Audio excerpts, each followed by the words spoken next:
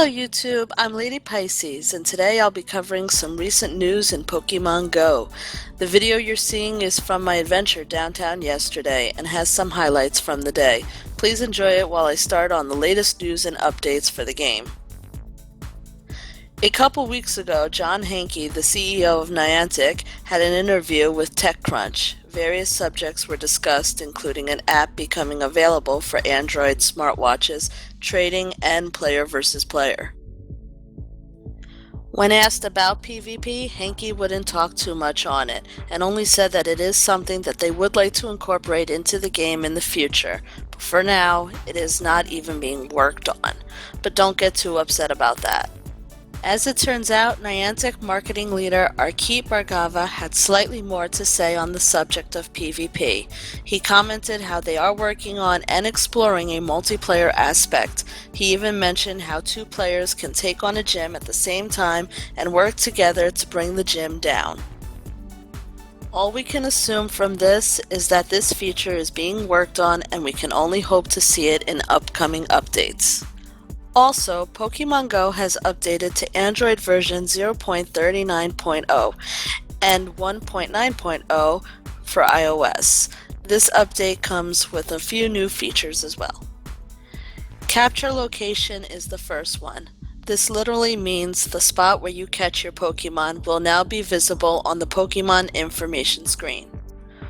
Also, users of the Pokemon Plus can now attempt to capture Pokemon they encounter from using Incense with the Pokemon Go Plus accessory. Also guys, this week, Pokemon Go ended its 74-day long reign as the highest grossing app in Apple's iOS store. It actually got unseated by Clash Royale. One major reason for this flaw is possibly due to the way that it was monetized. Many games, as you level up, you have to start buying more things out of the App Store or out of its shop. But with this game, the more you play and the more you level up, the more items you actually start to get, so therefore you don't have to buy as much.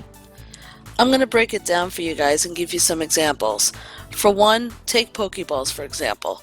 You can go to any Pokestop and you are almost always guaranteed to get some form of Pokeballs. As you level up, you even get access to Great Balls and Ultra Balls at the Pokestops. So buying Pokeballs, once you start getting up in levels, really becomes very much unnecessary. Lucky eggs are still worth buying because of the XP gain that you can get from it, especially if you save all your evolutions and then basically launch off a lucky egg and do all your mass evolutions from half a dozen Pidgeys on. Then that becomes one major item that's worth it. Incense, once you start getting into higher levels, is really not worth it anymore because Incense always brings Pokemon that don't exactly have the best stats or CP. So basically, as you start to get higher level, Incense doesn't even become worth buying anymore. Lures, it all depends on what exactly you're wanting to do. If you're social and you want to go out and you want to drop lures in more public places or public events and you want to help out, that's great. Then the lure does become helpful, but a lot of people just kind of go around and start going around lures that have already been dropped, so therefore there's not much point to buy them when you know you can go out and you'll probably run across someone that someone already dropped. Incubators, though, are definitely a necessity. No matter what, throughout the entire game, no matter what level you are, you're always going to be getting eggs and you're always going to need a way to hatch the eggs. And with that, you need incubators. And so far from what I see, you're only given one infinite incubator that lasts for pretty much eternity. And the other incubators over time end up going bad and you have to replace them, so thus buying more incubators is needed. As for extra Pokemon storage, I never really ever seeded the need for that.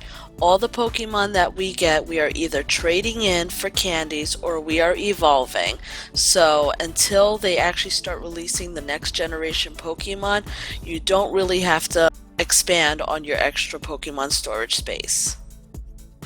As for extra space for your items, I don't really see much need in that as well, because basically once you start getting super potions and max potions, you can get rid of your regular potions, Pokeballs you're using constantly, and the berries you can also pretty much use on a regular basis.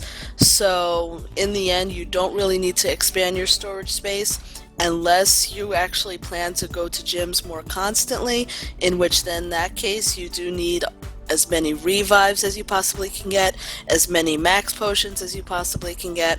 So in the end, it does come down to what the circumstances are.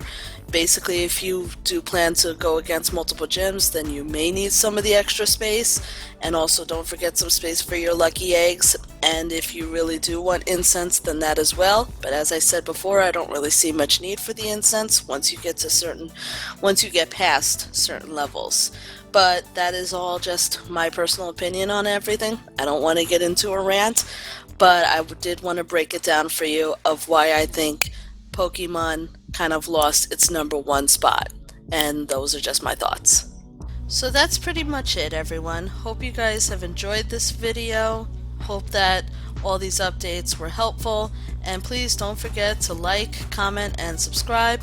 And tune in again in about 2 days and I'll have another video for you. Take care.